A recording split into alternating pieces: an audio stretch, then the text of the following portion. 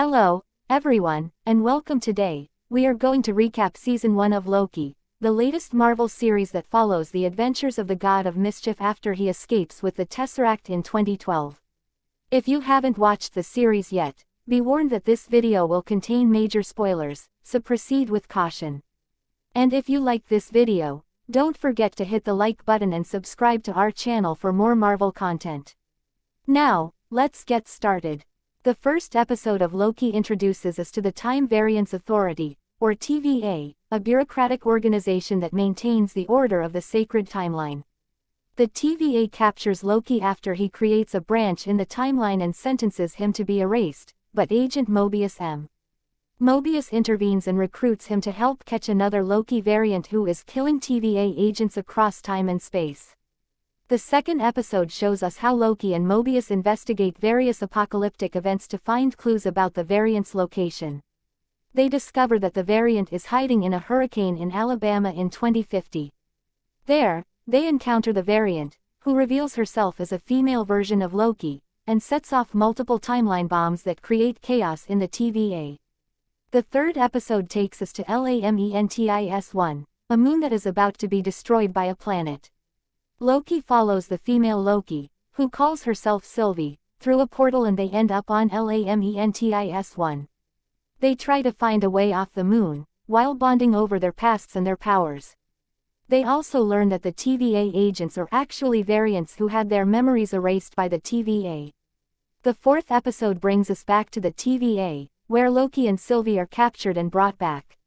Loki tries to warn Mobius about the TVA's lies, but Mobius does not believe him and sends him to a time loop prison where he is repeatedly beaten by Lady Sif. Sylvie confronts Judge Ravonna Renslayer, who claims to have no knowledge of who created the TVA or why. Loki is rescued by Mobius, who has learned the truth from Hunter C-20's memories. They try to reach Sylvie, but Renslayer prunes Mobius and orders B-15 to prune Loki as well. Sylvie then threatens Renslayer to take her to the Timekeepers, the mysterious rulers of the TVA. They are joined by B-15, who has freed herself and helps Sylvie fight the guards. Sylvie decapitates one of the Timekeepers, only to discover that they are animatronic puppets.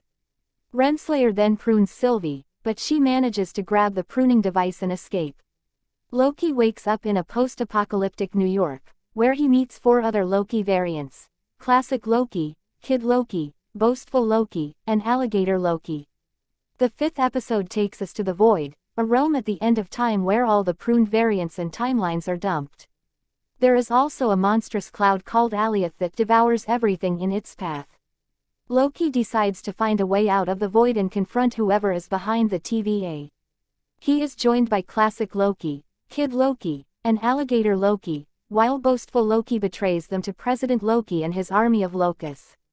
A fight ensues among the locusts, allowing Loki and his allies to escape. Meanwhile, Sylvie wakes up in the TVA and interrogates Renslayer, who pretends to help her find Loki but secretly contacts Hunter B-92 for backup.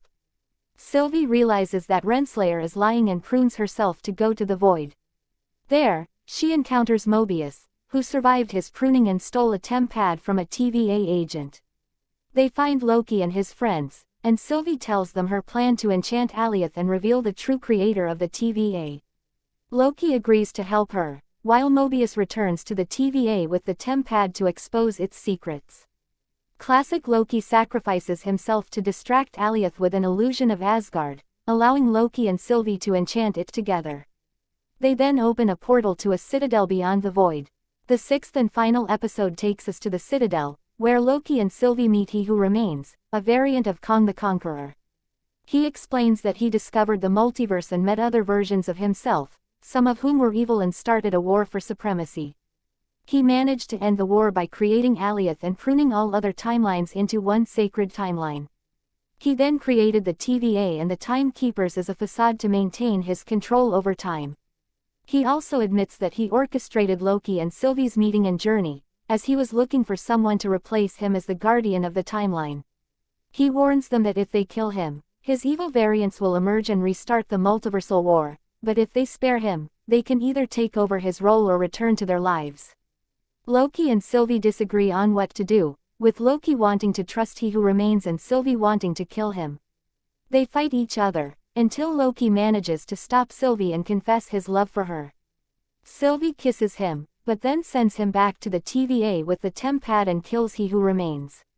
This causes the sacred timeline to branch into multiple timelines that cannot be pruned. Loki finds Mobius and B-15 in the TVA and tries to warn them about He Who Remains and his variants, but they do not recognize him. Loki then sees a statue of a different Kong variant in the TVA headquarters. And that's it for Season 1 of Loki. What did you think of the series? Did you enjoy it? Did it surprise you? What are your theories for Season 2? Let us know in the comments below. And if you want to watch the series, you can find it on Disney+. If you want to read more about the characters and the story, you can check out these articles. Thank you for watching, and stay tuned for more Marvel content. See you next time.